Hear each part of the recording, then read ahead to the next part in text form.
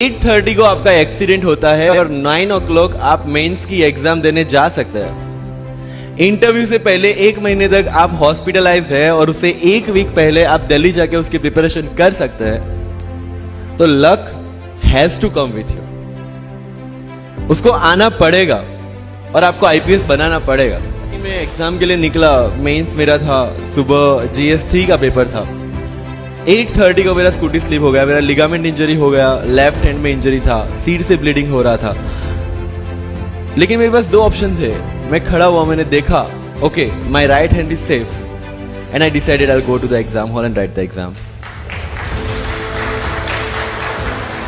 मेरे पास 2 ही ऑप्शन थे, या तो मैं वहां से उठ के रोने लगूं, यार मेरे साथ ही ऐसा क्यों हुआ, मेरा एक्सीडेंट हो गया, मेरा मेंस खराब हो गया और हॉस्पिटल जाओ, या दूसरा ऑप्शन था कि मैं देखूं कि मैं 3 घंटे और सरवाइव कर सकता हूं। हाँ कर सकता हूं।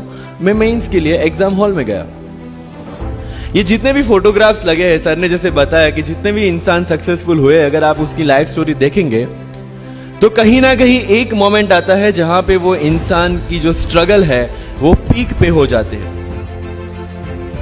वो इस मोमेंट पे आपको डिसाइड करना है कि आपको वहां से यू टर्न लेना है या आपको वहां से आगे निकलना है। इन सब लोगों ने डिसाइड किया कि उनको वहां से आगे निकलना है। एंड दैट इज द फंडा ऑफ लाइफ।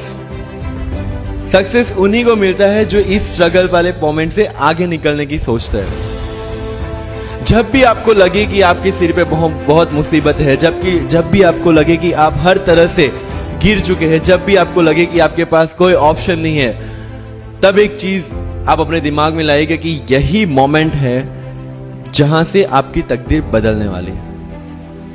क्योंकि डायमंड जो होता है वो जितना ज्यादा घिसता है उतनी ज्यादा उसकी वैल्यू होती है। सोना जो होता है वो जितना ज्यादा तपता है उतनी उसकी वैल्यू होती है। अगर आप जिंदगी में तप रहे हैं, अगर आप जिंदगी में घिस रहे हैं, अगर आपको लग रहा है कि आप हर तरह से मुसीबतों में गिरे हुए हैं, तभी आपकी जो वैल्यू है वो बढ़ने वाली है।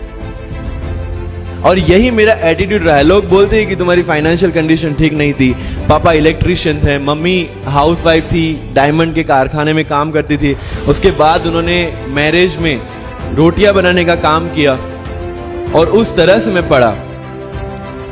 लेकिन जब मुझे पूछा जाता है कि ऐसी कौन सी चीज है आपकी लाइफ में जो आप बदलना चाहते हो, एंड आई सेड नथिंग।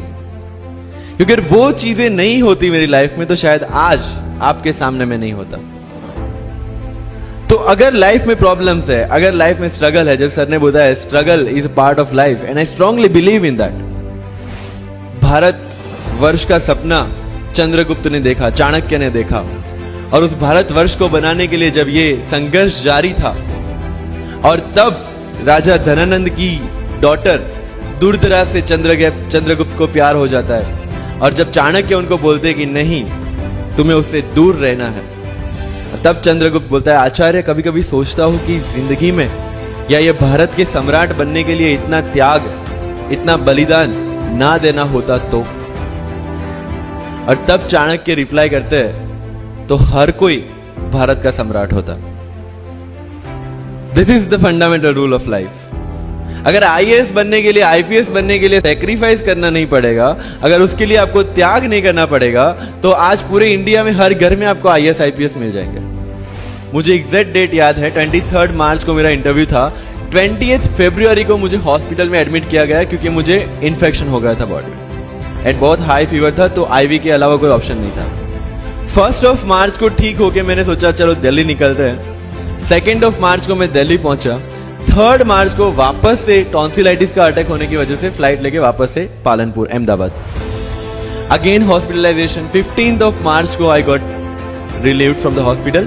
16 मार्च को मैं दिल्ली पहुंचा और 23 मार्च को I gave my UPSC interview. तो 1 महीने का हॉस्पिटलाइजेशन।